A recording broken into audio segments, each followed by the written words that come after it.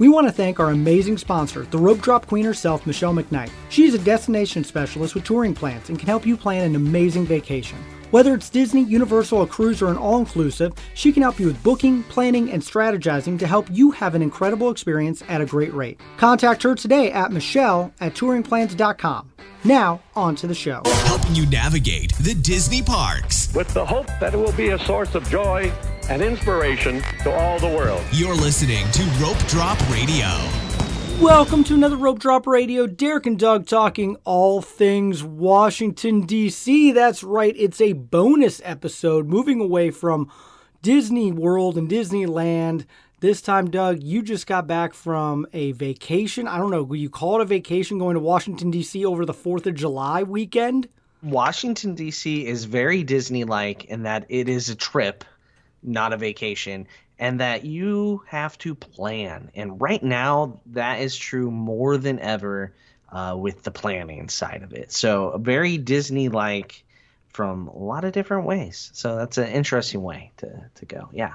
Great time to go, though. You know, to sum it up, yes. I think if you've been thinking about a Disney or see the podcast, it's very similar.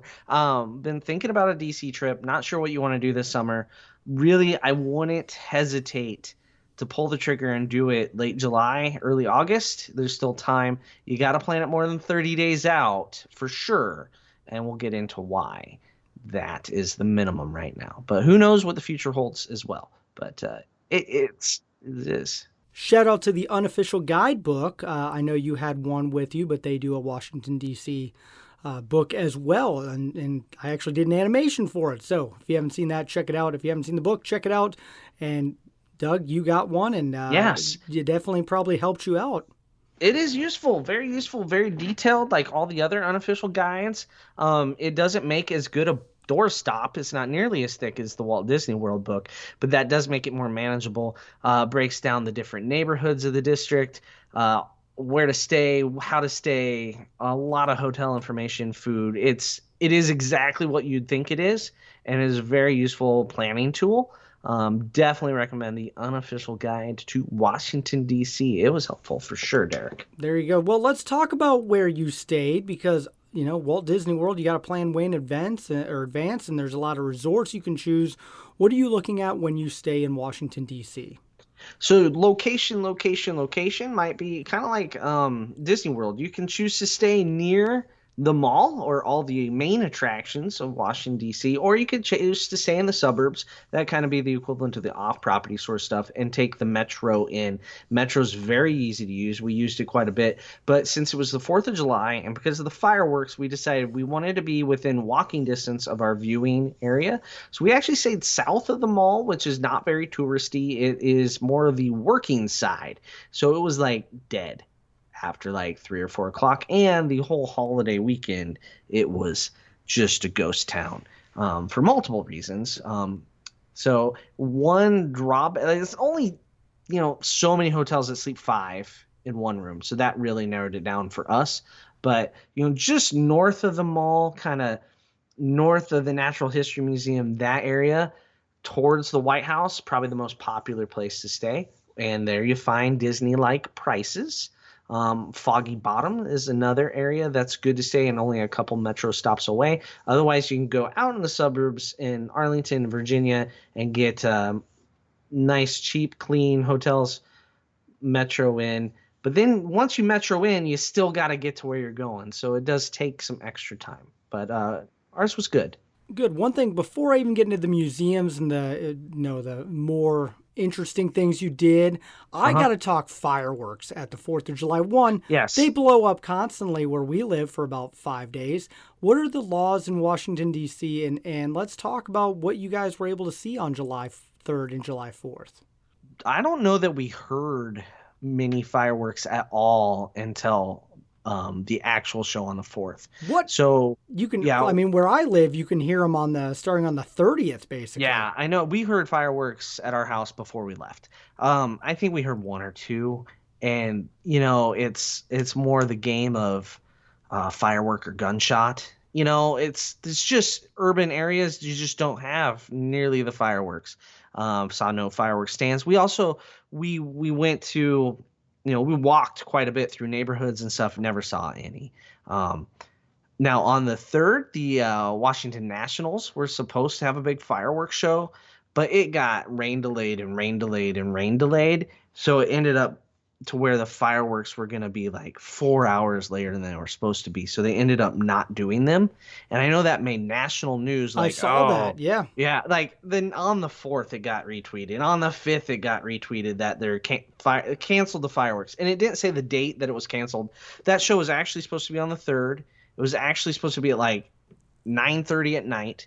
But they couldn't launch fireworks, adjacent to neighborhoods at 1:30 in the morning when the game was over. Yeah, that makes sense. There like are you rules can't, and people. You can't do that. So I know there was a lot of political posts. Definitely, I even saw some of my friends in my hometown talking about how Joe Biden canceled fireworks in 4th of July. Let me assure you, they had fireworks in Washington, D.C. on the 4th of July, and Biden had nothing to do with it. He does not make the laws in Washington, D.C. This was a Washington, D.C., a district decision to cancel, but it was like 1:30 in the morning. You can't do blow that stuff up on the 3rd. They were little kids. Heck, we put my kids in the basement so they could go to bed on the 4th. It would have woke me up, and I would have been like, what are they doing? And that's why it was rain delayed to. Yeah. But we learned that Derek does not wake up for fireworks at Walt Disney World, Doug. So you never know. I could have slept through it. So anyway, you did sleep right through those. I did. So you didn't see any on the 3rd. Where did you go on the 4th? On the 4th, so we watched from just in front of the Capitol. They actually launched the fireworks along the reflecting pool right in the middle between the Lincoln Memorial and the Washington Monument. And so it's right there in the middle of the mall. On the 3rd, there was huge fences up, so you couldn't walk along the reflecting pool because of the fences. Already starting to set up perimeters. And then they also launched them from halfway between like Jefferson and the mall off of some baseball fields. And when we did our monuments tour, we could see all of them already there up close. A lot of fireworks. A lot of fireworks. And we have a lot of fireworks tents around here. They sell fireworks out of tents. And Claire, she's like, man, they must have bought like 2 whole tents for this fireworks show. And, she Claire, they bought a lot more than that. She was joking. It was tongue in cheek, but like we were trying to decide if it was more than Disney World at New Year's. Oh, that was my next question for you. I think if you just did like we could only see one set of them. We couldn't see the ones that were coming in between Jefferson and the mall because of trees. If I think it's just if one half of the show, I think Disney has them at Epcot for New Year's. I think New Year's beats them because they also do New Year's 4 times at Disney World, right? But if you do both sets of fireworks, which not many people except like the White House angle could see both sets, then it's probably pretty. I think DC has them. They're big, so big. Oh yeah, your pictures were awesome and looked like a great time. We were a mile away. The Capitol, for those that have not been, the mall is very large and it's a long ways to walk. And the Capitol is not that close to the White House. So you don't just accidentally walk over to the White House or vice versa from the Capitol. It's a lengthy process. And we were not in the crowd. We were actually, but on the mall, like just the back side of the mall, we looked at it like we were going to go find a spot. We're like, and let's move further back. So we wanted to avoid people. That makes sense. So we were back to our room within 7 minutes of it being over, which is why we stayed. Yeah. Thus, the research paid off. So yeah, the fireworks were great. 4th of July was great. I'm glad you guys had fun and were safe. Mm-hmm. But let's talk about the educational side of wow, I almost did it too. That is hard. It's a W, It is. Washington, D.C. So what'd you guys do to, give your kids some education? Well, we did a lot and took planning because hours are reduced for everything right now. And you have to get a ticket 30 days in advance for all the Smithsonian's. So they're free, except you pay $1 for the ticket fee, which, it's not a big deal. So if you're going to plan a trip. I just want to know who's making all that $1 money. Just the processing people. Someone's getting a cut. Pfizer. And not Pfizer, the drug company. Pfizer, the credit card process. Anyway, so we did a tour. It wasn't quite a private guide. It was a group of 12 of us, or 11. And we did that with Trip Hacks DC. So Trip Hacks DC is a YouTube channel. He's on all the social media. But Rob from Trip Hacks was a great tour guide. He does a monumental trivia tour. And we were a little worried it was going to be a lot of trivia. It wasn't. It was just the right amount and a lot of fun. We did not win the trivia side. But it was really neat. Started at Jefferson, then walked to Roosevelt, then Martin Luther King, then Korea, then Lincoln, then Vietnam, and ended at World War II. So covered all the monuments basically, and we talked a little bit of Washington Monument because you could see it from all over. But we learned so much from that, and I know back in 2019 after we did Europe, I talked a lot about private guides. I'm gonna say it again. It's local private guides are the way to go. You don't need a bus tour. You need a private guide, and usually for a family, it's about the same price. So definitely go that route. Do you feel like your kids, the ages that they're at, it work to go? Yeah, I do, because they've done museums before. Some kids, we saw one kid take a little ball into the Holocaust Museum, and I'm thinking, oh dear Lord, why is that child even going in there? He's like juggling it as he goes in. Like, if your kid's doing that, they're not mature enough. Could be a fidget toy. You never know. No, this was okay. No, this so was you're saying my 3-year-old should not go. Got it. Oh, no, your 3-year-old should not go. This was like a high schooler wearing a baseball hat, throwing his ball around type of thing, not a fidget toy. No. I know the difference. Okay. Work purposes, but yeah, like you know your kid's the best. Are they mature enough to handle museums? And yes, you hit museum fatigue. There's a time where they hit it. The private tour, though, never did we hit any kind of fatigue at all. That's for sure. But then we went to the National Archives, which right now not much is open in it. Got in there, looked at the Bill of Rights, Declaration of Independence, Emancipation Proclamation. They even had an updated thing about the new federal holiday for Juneteenth. So that's awesome that they got that put together that quickly. Yep. So did that after our tour, and then we headed to a DC United game. So you got to do something so you don't get, museum fatigue totally, right? So we went to a soccer game. We've gone to like 4 or 5 MLS soccer stadiums now. So that was just fun. We watched DC United play Toronto, and it was 7-1. Yeah, go Toronto. Yeah, they lost bad. Oh, bummer. Toronto is hot garbage this year, man. Oh, it's not bummer. good. Okay. Not good at all. DC United, not that great either. Also, it was up against a rain-delayed baseball game that For the record, I couldn't even name I didn't even realize Toronto had an MLS team until you said something right now. So they won the cup not long ago. Oh, they good beat to know. Sounders. I'm a Leafs fan. That's the only Toronto team I follow, but there you go. Yeah. So, DC United won 7-1, so that was fun. Lots of cheering. Somehow our seats ended up in the middle of all the parents. So there was like 3 different sets of parents and family of players sitting around us, and the first goal, the family sitting in front of us, was the guy that had the assist, and the guy who had the goal's parents were sitting behind us. Alden later found out that was his first MLS or professional goal of his career. No, that's awesome, So, and he got to be no with the parents wonder and his get mom excited. Oh yeah, went I would be screaming nuts. too. Absolutely. We weren't sure she was ever going to sit down the rest of the game, and it was like 3 minutes in. It was nuts. So it was a lot of fun. We did have to walk back after that. We took an Uber there and then walked back. It was quite a walk through a lot of neighborhoods, but halfway full stadium because it was up against that baseball game that was promising fireworks. They probably should have told people, hey, if it ends after this hour, no fireworks, but they didn't. Well, it's tough. As someone who has worked for a baseball team on the 4th of July and it's a sellout, yeah, we ran into that one time in my 8 years of working for the baseball team here. Yeah. On our way back, we found a grocery store, so we stopped in that and bought some provisions for the rest of the week and made Alden carry him the other 7 blocks home. That's what teenage boys are for. Absolutely. Yep, that's right. And next morning, we got up nice and early because the only thing that opened before 11 was Arlington Cemetery. And it opens at 8 a.m. We rope dropped that sucker. Roads were starting to close all over the place for the 4th. Even though there was no parade like they normally have or no concert, they still closed all the roads. Not really sure why. We couldn't figure out other than just out of habit. There was no reason Could for be them some to VIP close. people that we don't know about there. I don't know. They. So anyway, that made our Uber got us there just in time before they closed the road that got you there. We took an Uber in the morning a lot of times to save our legs, and it was hot. So Arlington, we're on the first tram tour. I would definitely recommend the tram because it's huge and they tell you things while you're going.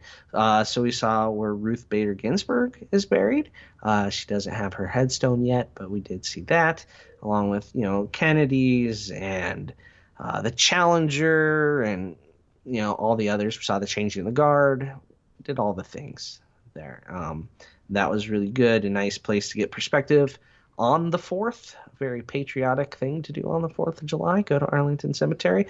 We did see 3 black SUVs with Secret Service agents pop out. So at some point, I'm guessing Biden or Harris made an appearance at the changing of the guard because they were starting to set up a soft perimeter as we watched it. So that was entertaining to watch. But no tweet or anything because Alden's like, I'm checking Twitter. He was just waiting for the tweet from Biden about everything he did on the 4th of July. And Alden was very disappointed that Biden doesn't tweet everything he eats and does and moves. Yeah. So you have no idea who went. That's a no, bummer. but somebody, they definitely, my Someone guess important. is it was Biden. It had to be Biden or Harris. Probably Biden came and watched changing the guard on the 4th of July. That's Makes something sense. that they Yep. do a lot, right? Then after that, we went to the Smithsonian of the American History Museum. And we had our time ticket that Michelle got for us 30 days in advance, a lot like a dining reservation for Disney, except 30 days, right? And did that museum. It's a lot of stuff. The neatest exhibit was about the presidents and the first ladies. Those definitely the highlights. And there's a lot of other things. Like there's one whole room of like the evolution of electricity from like the first generators and electromagnets. And we're like halfway through it. And I'm a nerd, if you guys didn't know. I mean, Nope, didn't know that. This is big news to nerd. me. Wow. And man, I was like, she was like, who would even enjoy this? And I go, an electrical historian? Like, I don't know. There's some stuff that's like there was a history of Americans at sea. I mean, I walked through it. We were hit museum fatigue at that point. Like, just put a fork in us for that museum. And I was like, I'm gonna walk through it in case there's a cruise ship I can tweet a picture of. And there, I mean, so many old ships, models of old ships. And then I found they had a New Holland America ship. That's what I posted a picture of. Actually, I don't even think I tweeted it because I had museum fatigue. And the frustrating thing with all the museums right now is all the cafeterias are closed. And so they open at 11. You have to get in line a little before that with your ticket that gets you in at 11 because Michelle got us 11 o'clocks everywhere. And it's like 3 hours of museum. You'd be What do you hungry, eat, starving. right? How So did you survive? Did you have mini donuts in your pocket? No, you can't take food in. That's a secret, Doug. It's not. It was rough at times, not going to lie. There was the food situation in DC is a hot mess, and nobody stayed open past like 3. It was you like texted me once that you couldn't even find anything. like we ended up at McDonald's like 3 times just because. Oh yeah, go to everything Washington open. D.C. with all that great food, and you're on to Mickey D's. There is and so like there was a pizza place literally next door to our hotel. I checked out their website. I looked up, I thought, yep, this place still exists. It's shuttered. Like it's gone. DC is just decimated food wise. And then it all closes at like 3 or 4. Where do the politicians eat? Come on now. They're at recess right now. Well, okay, good point. Yeah. That makes sense a little So bit. it is a ghost town and business travel is not back. So yeah, that's the one drawback right now is be prepared to find food. If you were up in like the Foggy Bottom area that I mentioned, a little bit away from the mall, there it's like, that's where people live. So there is food there. And then like out by our good friend Joe from Back to the Mouse, plenty of food there. It's just by the mall where they don't want to feed you except from illegal food trucks. None of them are legal. I would have eaten at all of them. I love food trucks. Give me a good food truck, good taco truck any day. I don't. They all looked alike. They all had the same stuff. It was frightening. There wasn't like unique. Like I was glancing at them for something like DC chicken or something. No, they're all. It's Weird. okay. I It had was- the food truck idea today. Maybe I'll jump on that. Yeah. Anyway, the other one that I want to talk to you about as we wrap up is you went to the Holocaust Museum. Yes, we did the Holocaust on our last day, but we did do an Air and Space Museum. Yeah, we took the metro way out to the end of the line, where Joe picked us up, took us to the Air and Space Museum, gave us a tour because they live out by that. That Air and Space Museum is by Dulles Airport, which is like out there in Virginia. And then we hung out with Joe the rest of the day and discussed life and the meaning of it. It's mostly what we did. That's awesome. I haven't even met Joe yet. So He is a win. great host. He had all the Diet Mountain Dew I could drink. Awesome. Well, thank you, Joe. Good friend and sponsor of the show. And so that's awesome that you got to have time. And I'm sure you guys talked plenty of cruising. Did. We talked about a lot. It's also while we were sitting there is when we found out about the cruise on Freedom of the Seas, which you'll hear about next week. Next week, yeah, Doug's getting off this show and getting on cruise. But yeah, let's wrap up this bonus Holocaust. episode with Holocaust, which looked phenomenally fascinating. It is. It's intense. Definitely recommend it. Definitely not for young children, and definitely So not my 3-year-old again. Got it. no. You know, I don't even know about my 9-year-old. So. yeah, Claire. I'd say 10 is you got to look at the 10 to 15-year-old and make a decision on their maturity. But it's moving. It's a great museum, very well done. Everybody needs to go to it. Anybody that compares something happened in their life to the Holocaust needs to be regrounded in what the Holocaust was, because there's nothing like that in America, folks. Now there is Burma. They have an exhibit about that. So the world continues to repeat mistakes. So that kind of ends the trip on a downer. But we did walk over to the White House where they took a fence down, a fence that went up last June because of the George Floyd riots. They finally took down, and you could get right up to the actual fence of the White House. There was a lot of talk about taking down the fence around the Capitol. I don't understand why the Capitol doesn't have a permanent fence like the White House. It blows my mind. You Yeah, can that would walk make right up to sense, the yeah. Capitol and touch it. So wouldn't be shocked if we see a permanent fence up around the Capitol. There's really no reason there shouldn't be one. There's so many other places on Earth with fences. I mean, my neighbors have a fence. My because, backyard has a fence. right? I mean, the Capitol not having a fence just doesn't make sense. So, they have all the roads with Doug, buried. you need a Like, fence. I don't. I was I gonna have say nothing in my yard. You have cornfield behind you. I'm protected. So that was fun that we did that, and then we walked around the Capitol and went to Union Station, where once again the only thing open was McDonald's. We went there because there is Chick-fil-A and Chipotle and Johnny Rockets, and only thing open McDonald's at 6:00 at night. Weird. That is really weird. That's a downer thing. So, final question. Anything Disney related on this trip? Yeah. Yeah, oh, really right. weird. Really weird. Other than Joe, we talk Disney a lot, right?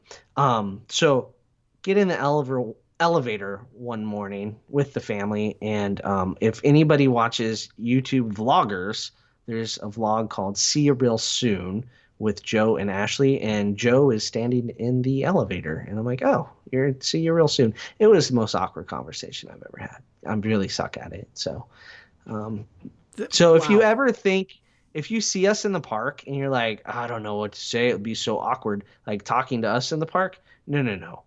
You can't be as awkward as me running into somebody else that I know through like a Disney vlog or podcast. Trust me. You're awkward You to can- talk to a little bit. See, I'm the I- extrovert. I will talk to you for hours at the park. No Would've been worries. Great. Yeah. So we did. That's why we make a team effort. Yeah, there you go. That was the little Disney thing, other than Joe. And then like with our private guide, neat thing about private guide is he talks to you like in between things, just conversation, and learns about where you're from, and you can ask other questions. And so we talked a little Disney as well with Rob from Trip Hacks DC. So that was fun getting to know him more. That's awesome. There you go. Well, I'm glad you had a good time over the 4th. It sounds like it's a great place to go visit right now. Definitely not as much in the winter, maybe not as much. Yeah, I try to, if you can sneak in something on shoulder season here I've been in to September, DC in the October, winter, not the great. you can do September, October, do it. It's hard to say when the ticket issue might go away, but like the Holocaust Museum, I mean, they still had 100% COVID policies in place. 100%. Oh, yeah. So nothing masks? changed at all. Yeah, the Smithsonian's were optional for vaccinated guests, but I'd say well over 50% of people were wearing them. Even at the Air and Space Museum, where it's a gigantic hangar, I mean, you're walking around a space shuttle, and most people had their masks on, you know. So we did also go to the Smithsonian American Art Museum. So that has all the presidential portraits in it. And Bill Clinton's is pretty cool. It's like, I don't know, pixelated kind of. So that was neat to say. And no painting for Trump yet. It's just a photo. So he's evidently got to find somebody to paint him yet. Not a painter. So I'm not a painter. So it'd be really bad stick figure. So anyway, glad that you had fun. Now you got to pack for a cruise, which we'll be talking about in a full episode this week. Excited for that. Good luck. Be safe on your cruise ship. I'm only 1,000% jealous, but I was also jealous you went to DC because I feel like that'd be a really fun place to celebrate the 4th of July. Very you couldn't go more patriotic. The only thing more patriotic than being at the 4th of July in Washington, D.C. is to do it with like a Sam Eagle t-shirt on. Oh, you didn't have that? No, I should have thought of that. Oh my gosh. Now you got to do it again. You just ruined the trip. We literally planned this trip like 40 days ago, you know, where our cruise got canceled and we pivoted to DC. I don't even know why I try to plan with you on some of your trips where you go, because I get confused half the time. That's what we're here for, Derek. Living the dream. So, all right, well, that is it. So we got to get on to the Patreon show so that way you guys, our patrons, got a lot of content coming up. And thank you so much for supporting the show. Be sure to follow us on social media at Rope Drop Radios. And if you want to book a trip to DC, I'm about to go to Vegas, by the way, Doug. When this show comes out, I'm packing. Yeah. I booked with Michelle, and you could book with Disney and cruising and all-inclusives. Michelle would love to help you out on all those. Don't fear of missing out time. It's 2021. Go on vacation. Go do that trip that you've been putting off. Yeah, and DC is great right now. Definitely, tourism is not back in DC because on like the 5th and the 6th, no restaurants open. It was empty. Yeah, and it's a chicken and egg. Something's got to come back first. Either the tourists got to come back first or the restaurants. But they need each other. They really do. All right. Well, thank you so much for listening to another Rope Drop Radio.